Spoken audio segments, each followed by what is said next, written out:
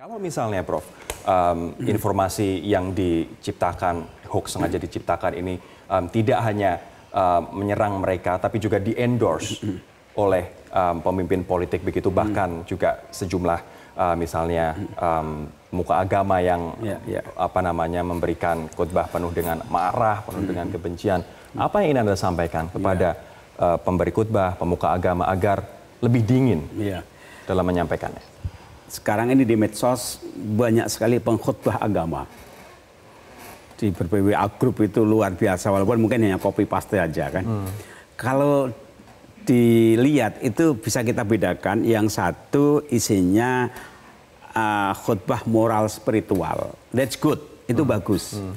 Tapi ketika agama dikaitkan dengan politik, saya harap itu hati-hati, karena pengalaman konflik yang lalu di Ambon misalnya, juga di luar negeri, ini ada aktor-aktor yang sengaja membungkus kepentingan itu dengan agama. Nah, di Indonesia masyarakat kita itu mudah sekali termakan ketika isu itu udah dibalut dengan ayat-ayat, dengan hadis. Padahal ya, misi visi Islam yang saya pahami itu misi rahmat, misi nikmat, dan juga ada dan salam damai.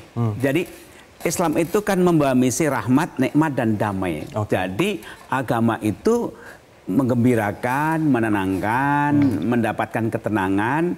Jadi ketika agama kemudian menimbulkan satu kegelisahan, saya khawatir bahwa ini sesungguhnya sengaja ada orang yang memainkan isu agama untuk kepentingan pendek politik.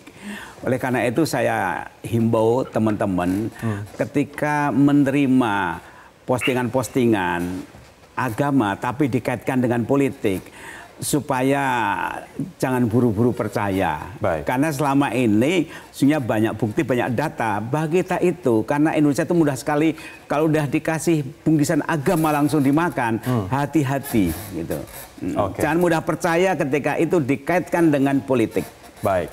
Selain dengan hoax, Prof, saya juga ingin menyinggung terkait dengan minimnya gagasan dan juga minimnya ide. Apakah menurut Anda ada korelasi antara minimnya gagasan di masa kampanye ini dengan banyaknya hoax yang akhirnya dimakan juga oleh masyarakat?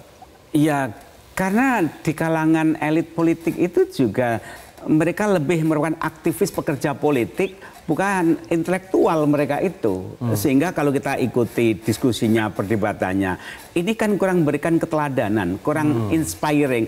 Bedakan dengan tokoh-tokoh 45, itu kan intelektual aktivis, aktivis intelektual. Tapi sekarang ini kan aktivis dan pekerja partai. Maka wajar kemudian kalau rakyat itu kurang percaya kepada tokoh-tokoh, sehingga ketika dikasih agama, mereka langsung mau, langsung percaya, karena kehilangan kepercayaan panutan pada tokoh-tokoh. Baik, apakah ada hubungannya, Romo Beni, antara minimnya gagasan, minimnya ide besar begitu untuk pemilu 2019 dengan maraknya hoax di tahun 2018? Ya ada kaitannya, karena politik kita, elit politik kita itu kan malas berpikir, sehingga orang yang malas berpikir sebenarnya tidak ada gitu. Lah kebanyakan itu kan intelektual tukang, bukan intelektual organik. Jadi intelektual kang itu kan suka mengecap kan. Lah mengecap itu selalu paling mudah adalah menyalahgunakan agama menjadi alat untuk memberikan pembenaran terhadap apa yang dilakukan. Lah itu akhirnya kita itu minim gagasan, tetapi yang banyak kita sibuk hanya mengonter buak itu. Lah kalau buak terus-menerus dikonter, kemudian dipercaya, itu yang terjadi apa? Ya tidak ada gagasan. Maka sekarang ini bagaimana kita memutus sebuah cara berpikir kita yang selama ini hanya dipengaruhi oleh lingkaran kepedulian. Maka tahun depan ini saatnya gagasan yang harusnya menghantar kita untuk kepada adu program. Itu loh, bagaimana mengaktualisasikan ideologi Pancasila itu ke dalam praksis, sehingga bisa menyentuh persoalan-persoalan bagaimana mengatasi kesenjangan ekonomi, bagaimana mengatasi kualitas pendidikan kita, bagaimana pemerataan, bagaimana sila persatuan dan sila keadilan sosial itu bisa diwujudkan. Maka harusnya gagasan-gagasan itu yang harusnya menjadi pilihan dalam diksi-diksi politik, bukan adu black campaign yang terjadi ini black campaign Baik, terus-menerus Romo, ini gitu loh. pertanyaan terakhir saya, Romo. Di tengah minimnya gagasan, di tengah sedikitnya adu gagasan yang dikemukakan oleh kedua kontestan politik ini, kontestan pilpres ini, tapi marak sekali hoax dan juga ujaran kebencian. Apa yang bisa dilakukan publik untuk memilih dan juga menimbang mana yang paling pantas dan paling pas untuk menerima amanat? Ya, menurut saya adalah pemimpin yang sudah terbukti dan sudah bisa bekerja untuk mewujudkan sila ketiga dan sila kelima keadilan sosial itu. Jadi kita harus memilih pemimpin kan punya rekam jejak. Pemimpin yang sudah terbukti apa yang bisa dia lakukan selama ini dan terukur, terprogram gitu loh. Maka kan masyarakat itu punya yang namanya kecerdasan lah dalam menentukan pilihan gitu loh. Maka kedaulatan kan di tangan rakyat, bukan di tangan pemimpin gitu loh. Maka rakyat yang berdaulat itu adalah rakyat yang bisa menggunakan akal sehatnya dan bisa menggunakan hati nuraninya. Dan ketiga, masyarakat yang mau melihat sebuah fakta dan realita, bukan melihat ilusi gitu loh.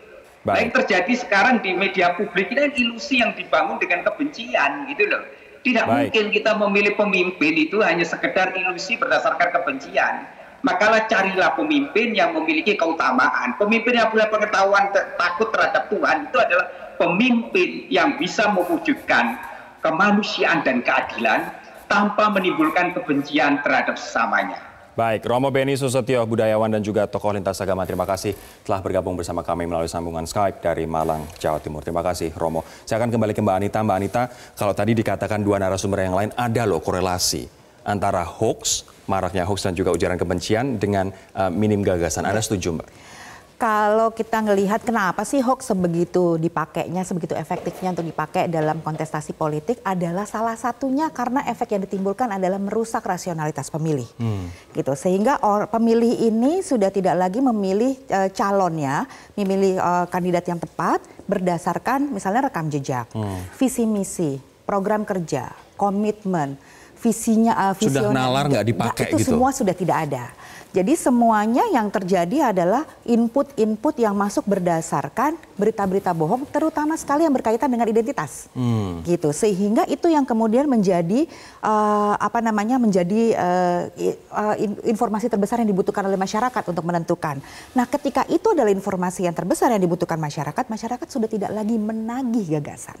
Mereka sudah tidak lagi menuntut, tidak demand ada gagasan dari capres atau dari koalisi, nggak lagi menuntut adanya visi dan misi. Itu sudah tidak penting. Yang penting adalah apa yang mereka butuhkan, yaitu adalah mengenai info-info mengenai identitas sudah terpenuhi. Ini menarik kalau misalnya akhirnya kecenderungan pemilih adalah sudah tidak peduli lagi dengan gagasan, dengan ide, tapi mereka sudah terbawa emosi dengan adanya itu begitu. Dan ini sifatnya kalau misalnya tadi katakan sangat merusak, lantas siapa nanti akan memperbaiki kerusakan ini? Nah, itu dia permasalahannya. Kalau buat saya sebenarnya sangat simpel. Kalau Anda ngerasa bahwa Anda memiliki kebencian yang cukup besar gitu terhadap kandidat tertentu atau orang-orang tertentu, ada kemungkinan besar Anda itu sudah kemakan sama hoax gitu. Untuk orang-orang yang seperti ini, ajakan saya adalah untuk mulai kembali membuka diri terhadap informasi-informasi yang tidak hanya dari kelompoknya saja, dua sisi tapi begitu. dari dua sisi, sehingga bisa mulai kembali membuat dirinya menjadi lebih netral dan objektif dalam menilai segala sesuatu sebelum menjatuhkan pilihan. Seberapa efektif dengan kita misalnya membuka pikiran kita untuk menyerap informasi dari dua sisi, untuk ibaratnya menetralisir? Untuk menetralisir ya sebenarnya itu adalah yang paling basic gitu ya, kebutuhan yang paling basic. Tetapi kalau buat saya yang paling penting harus diingat oleh orang-orang adalah bahwa ada loh yang jauh lebih besar dibandingkan hanya sekedar memenangkan pemilu 5 tahunan ini. Yaitu adalah kita yang sekarang kita sedang pertaruhkan, yaitu persatuan bangsa kita. Kemanusiaan, ini pendukung antar dua kandidat ini sudah tidak bisa lagi melihat pendukung dari kandidat lain sebagai manusia. Mereka sudah melihatnya benar-benar sebagai iblis, sebagai setan. Kita sudah tidak lagi punya kemampuan untuk duduk bersama dan menentukan sebenarnya apa common vision kita. Common ground kita apa? Kita sebagai satu bangsa mau melangkah kemana? Itu semuanya sudah hilang. Sudah rusak akibat penggunaan hoax, penggunaan hate speech dalam kontestasi politik. Pertanyaan sama untuk Prof. Komar. Kalau misalnya ini sifatnya sangat merusak, kita sudah kehilangan nalar, begitu lantas siapa yang akan memperbaiki, Prof? Iya. Kalau saya bicara pemimpin, itu jangan hanya fokus ada Pak Jokowi dan Prabowo ya. Sekarang ini sungguhnya panggung begitu terbuka, mestinya